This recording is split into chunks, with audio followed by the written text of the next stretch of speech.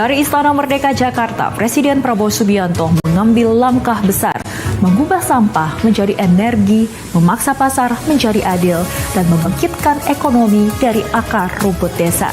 Ini bukan janji politik, ini adalah strategi nasional, bukan proyek jangka pendek, tapi warisan jangka panjang. Di tengah ancaman inflasi global, lonjakan harga pangan, dan krisis iklim yang mempengaruhi produksi energi dan pertanian dunia, Indonesia tidak tinggal diam. Presiden Prabowo Subianto memimpin langkah besar untuk menegakkan kedaulatan nasional di bidang pangan, energi, dan ekonomi desa. Dari ruang rapat Istana Merdeka, lahirlah 3 arah strategis bangsa: ketahanan pangan, energi berbasis sampah, dan juga koperasi desa.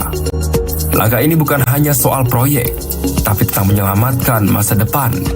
Presiden Prabowo Subianto memimpin rapat terbatas bersama para Menteri Kabinet Merah Putih. 3 topik krusial diangkat antara lain, persoalan sampah dan energi, stabilisasi harga beras, dan program koperasi desa. Bagi Presiden Prabowo Subianto, ini bukan hanya masalah angka dan regulasi. Ini adalah soal harga diri bangsa. Sampah dulu dianggap masalah, kini diubah menjadi solusi energi. Di bawah arahan Presiden Prabowo Subianto, proyek Waste to Energy harus dipercepat. Ketegasan itu adalah cerminan visi Presiden Prabowo Subianto, efisien, cepat, dan tidak tersandera birokrasi. Banyak yang dibahas mengenai tadi yang diundangkan menteri-menteri yang membidang ekonomi, ya. Segala aspek dibahas. Tapi kalau dari saya, tadi saya melaporkan tugas dari Bapak Presiden mengenai waste to energy, ya, di mana pengelolaan sampah kita berpuluh-puluh tahun nggak selesai.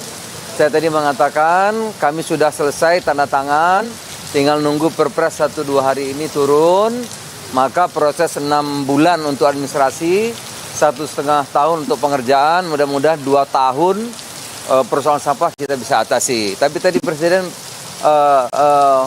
menegur kami, jangan 6 bulan, misalnya 3 bulan kalau bisa, sehingga 18 bulan bisa selesai. Kita usahakan, ya, kita usahakan. Harga beras juga menjadi perhatian utama. Presiden Prabowo Subianto ingin rakyat mendapat kepastian, bukan spekulasi. Distribusi memang belum sempurna, tapi strategi sudah jelas. Presiden Prabowo Subianto ingin stabilitas pasar yang nyata dirasakan rakyat, bukan hanya grafik di meja menteri. Dan ya, perlu juga kami sampaikan, sesuai hasil Bappenas dan pengamatan lapangan, sekarang ini harga sudah berangsur-angsur turun. Kita akan melakukan operasi pasar besar-besaran berkelanjutan sampai Desember.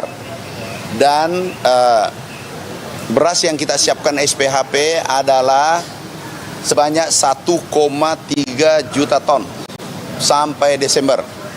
Kita target insya Allah ke depan harga beras berangsur-angsur turun.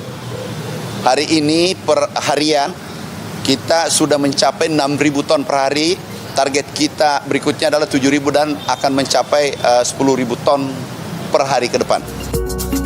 Di desa, ekonomi rakyat digerakkan melalui koperasi. Presiden Prabowo Subianto menekankan program ini harus menyatu dengan rakyat, bukan top-down semata. Saya juga laporkan mengenai Kopdes, koperasi desa sudah berjalan sekarang, kita kerja keras. Hanya memang peraturan Menteri Keuangan turunannya sedang harmonisasi, sehingga plafon pinjaman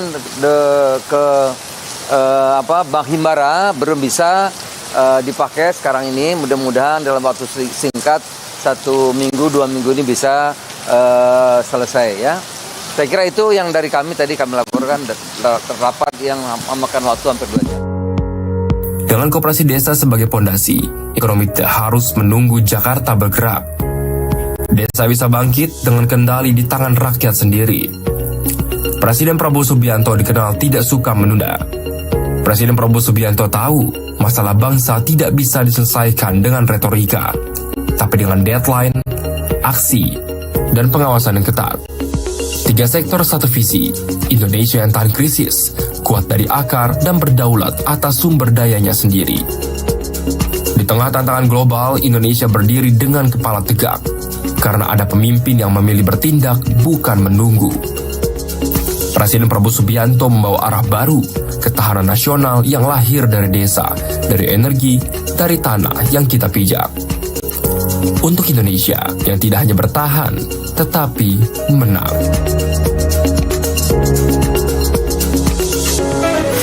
Berakhirnya laporan tadi sekaligus menandai akhir perjumpaan kita pada Jendela Istana hari ini. Saya Sefanya Sarah, pamit undur diri. Terima kasih atas kebersamaan Anda dan sampai jumpa.